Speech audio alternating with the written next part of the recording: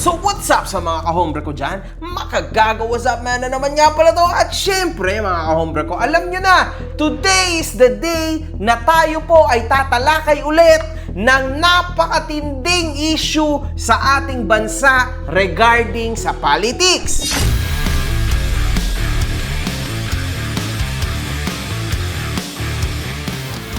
Hinahanap mo ba ako sa Facebook? I-follow mo na ako. Ito ang page ko.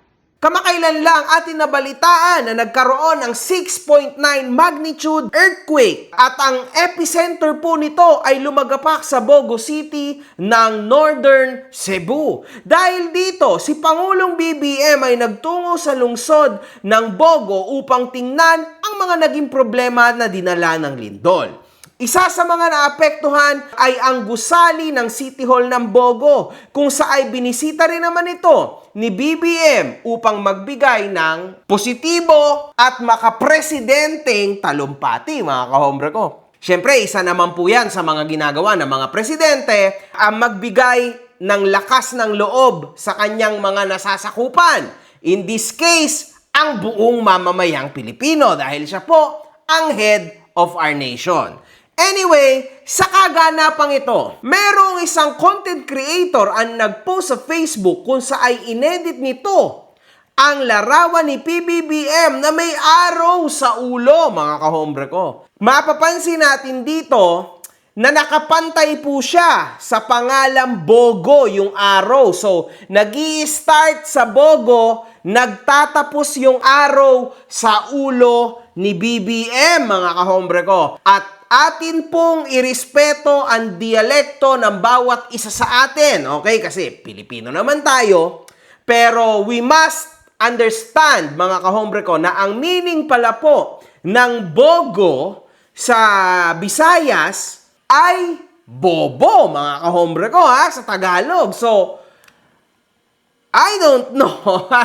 Diba? At ang ini-status niya po rito, mga kahombre ko, ay headshot. So ngayon, sa duloy, napansin naman ito ng mga netizen at sinabing pwede siyang madali ng NBI dito. Sana yun nagsabi na mag-report sa NBI para turuan kita ng ABCD. Yan po. With matching crazy emoji, mga kahombre ko, ang sinabi ng matapang na lumalaban sa gobyerno na si Mike Romero. Isa sa pinakamatitinding DDS, mga kahombre ko, ha. Nagresulta naman ito sa pagpalit na lang ng content creator ng caption. Tama talaga ang City Hall. So, in short, mga kahombre ko, yan talaga yung ibig niya sabihin. Bogo ay bobo sa Tagalog, okay? Iniaaraw niya kay President BBM. In short, ang gusto niya sabihin ay bobo ang presidente ng Pilipinas. Kahapon lang din, inaresto na ng NBI ang content creator dahil dito. Ayun, mukhang kawawa. Ay, nako. Talaga sa post. Hindi ko po talaga alam na gagawa ng ibang ibig sabihin sa iba. Kasi sa amin, ang sabi mo wala akong kasalanan kasi actually first nun is upload ko lang po yung download ko lang po yung image na yon. Tapos yung araw na nakalagay doon, galing doon sa sa word na Bugo, yung Bugo City. Sa amin kasi Bisaya kasi kami. Sa Bisaya kasi yung Bugo, pag sa Tagalog bobo sa Tagalog.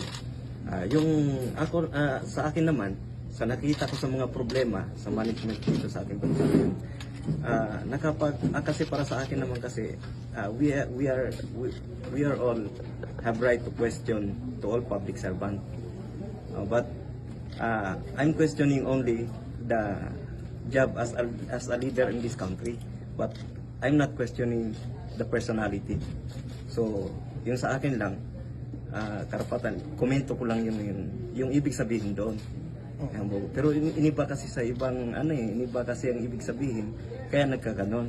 Pero sa amin yun lang talaga yung araw na yun, yung nakalagay na headshot sa word na Bugo, yun lang po, wala nang ibang ibig sabihin. Samantala, atin pong basahin ang mga masugid na follower, mga DDS po, mga kahombre ko. Basahin natin.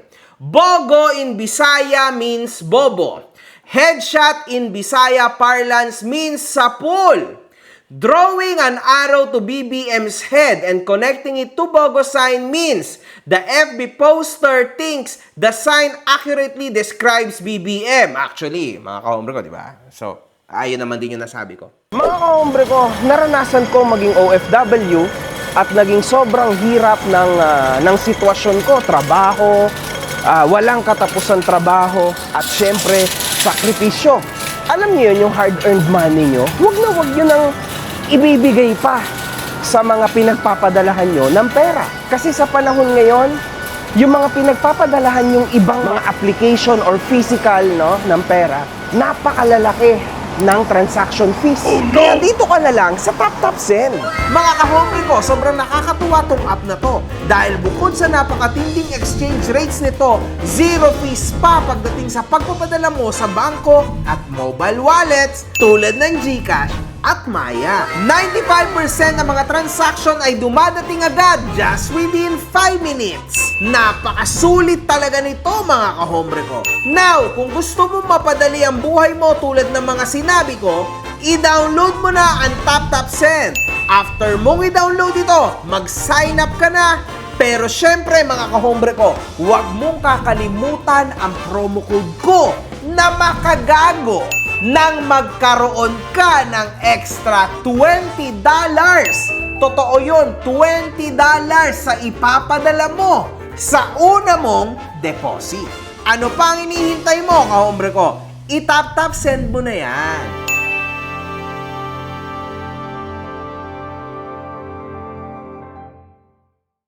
NBI couldn't even be bothered to research or ask their Bisaya lawyers, why don't you practice due diligence first? Why are you trying to kill the Filipino spirit, pati language judged by imperialist Manila?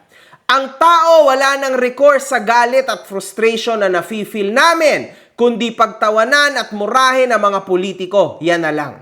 Tapos pati freedom of speech ng tao, tatanggalin nyo. Oh my God, medyo mabigat yon mga kahombre ko ha. Ang salitang bogo ay di naman pagbabanta kay BBM. Ang ibig sabihin, bobo sa Tagalog. Dahil Bisaya ang nagpost ito at may headshot na caption, malinaw naman na yung bogo at may araw na pula sa pool o katapat mismo ng ulo ni BBM.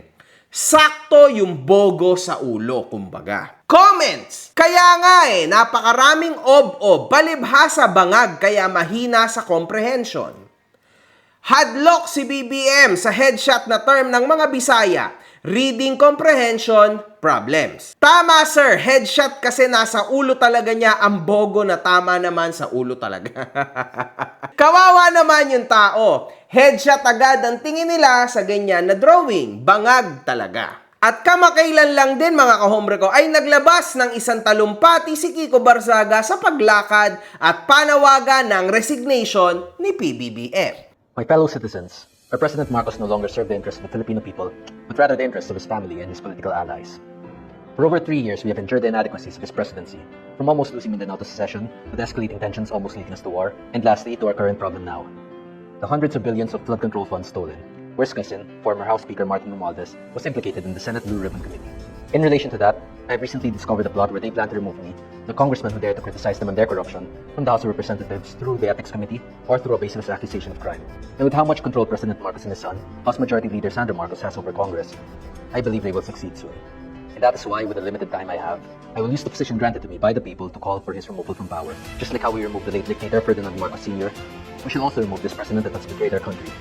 I'm no longer concerned about whatever I must sacrifice. If I'm to be killed, then I shall die fighting. If I'm to be imprisoned, then I shall fight from the confines of my cell. If I'm to be defeated and forgotten, then I shall entrust this burden onto the next generation. With Defense Secretary Gibo Chidoro bringing our country closer and closer to war with China, I'm uncertain of our future, but there is hope. Armed Forces of the Philippines, Philippine National Police, and Philippine Reserve Forces, along with all the citizens who dream of a better future for our country and our descendants, join our call to invoke our democratic right to have our voices be heard. Let us call upon people power and create a better Philippines that our children will be proud of. Starting October 12, 2025, we shall work towards freeing our beloved country from the hands of the greedy and corrupt. Long live the Philippines, long live the Filipino people. Ano ba ang para sa akin dito, mga kahombre ko, no?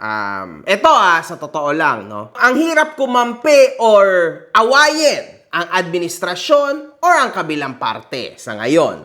Kasi sa totoo lang, mas madali na medyo mahirap pa rin ang gumit na, ang gulo mga kahombre ko. Pero ayaw ko talagang haluan ng political color ang YouTube channel ko mga kahombre ko ha. So para sa akin, may puntos naman no, itong DDS mga kahombre ko. Kasi sa totoo lang, napakaganda po ng paliwanag ni Miss Kifi Chu. Sobrang ganda ng paliwanag niya. Wala na ako dapat sabihin dito. Pero sa totoo lang, yan naman pala talagang ibig sabihin ng bobo, tas sinakto yung arrow sa ulo. So, ang layo naman mga kahombre ko na yung headshot, barilin sa ulo si BBM, tama? Kumbaga, iniaaraw lang sa ulo, sa utak. Ibig sabihin, yun yung sa tingin niya ay si BBM. Bobo, tama? Yun lang yun mga kahombre ko. Pero syempre, sa isang banda rin naman, ang ating NBI ay nandyan to serve and protect the people, pero to protect yung matataas din ang antas sa ating gobyerno. Tulad ng presidente, vice-presidente, house speaker, senate president, trabaho daw nila yan, mga kahombre ko, ang protektahan ang mga nasa taas ng sangay ng ating gobyerno. Alam nyo, ang NBI ay nare-respeto ang mga karapatan ng mga mamamahayag, social media practitioners, sa kanilang malayang pagko-comment, no? Pero ito, isa na namang pinarabaho ng NBI dahil lumampas na siya doon sa parameter na pinagbibigyan natin. Alam nyo, sa mga shooters, sa mga law enforcement agencies, pag sinabing i-headshot ka, ay babariling ka sa ulo. Kaya yun, nagpapahiwatig siya na ganoon, kaya sineryoso namin yung bagay na yun. Alam nyo, anumang threat, tangka sa buhay ng Pangulo, Pangalawang Pangulo, Senate President, Speaker of the House, Chief Justice, ay primary jurisdiction ng NBI. So, moto proprio, papasok kami pagka merong threat dito sa mga tao na ito. For them, ginawa nila ang tama. Nahulihin ang tao na para sa kanila ay nagbabanta sa buhay ng presidente. Anyway, kasi naintindihan ko naman yung Bisaya, headshot, ibig sabihin, pinoint out niya yung tao. Pero kasi, yung bobo, understandable na yun, na bogo. Pero yung headshot, mga kahombre ko, sa totoo lang, sa laro pa nga lang, headshot. Alam mo na, di ba? Tinamaan ng bala sa ulo kung sa counter-strike. Tama?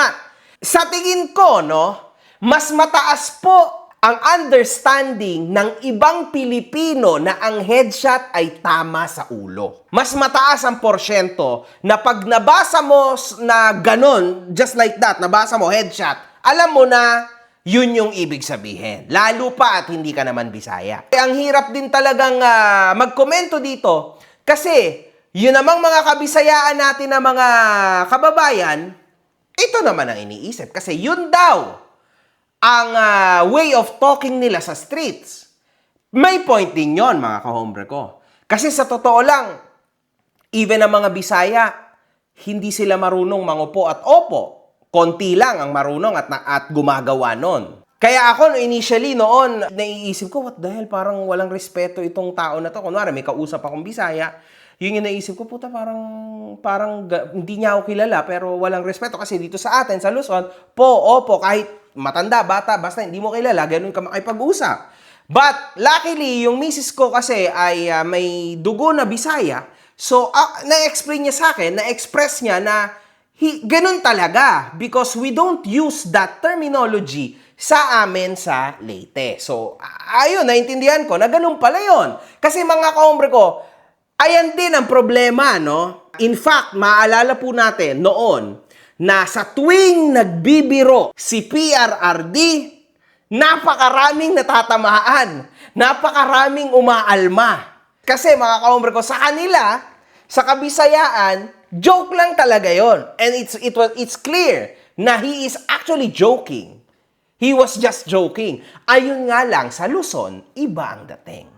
Ganun kasi talaga, mga kahombre ko. Ang hirap, no? Ang gulo ng sitwasyon. But ayan talaga, yung totoong pangyayari para sa akin. Ikaw, kahombre ko, ano sa tingin mo? Masyado na bang harsh ang ginagawa ng gobyerno na ito sa atin to the point na tinatanggalan na nga ba tayo ng freedom of speech? At ito na nga ba ang senyales na malapit na nga talaga ang martial law na sinasabi ng napakaraming tao? Or ito ay talagang isa lang na aksyon ng NBI, mga kahombre ko, upang hindi pa marisan ang mga ganitong klase ng pagbabanta at pagbabadya sa mga buhay ng mga nakakataas natin na sangay ng batas? Sino ba talaga at ano ba talaga ang tama? Comment down below. One love, good fucking vibes. Safe, di ba? Utak lang. Mga putang ina nyo kayo.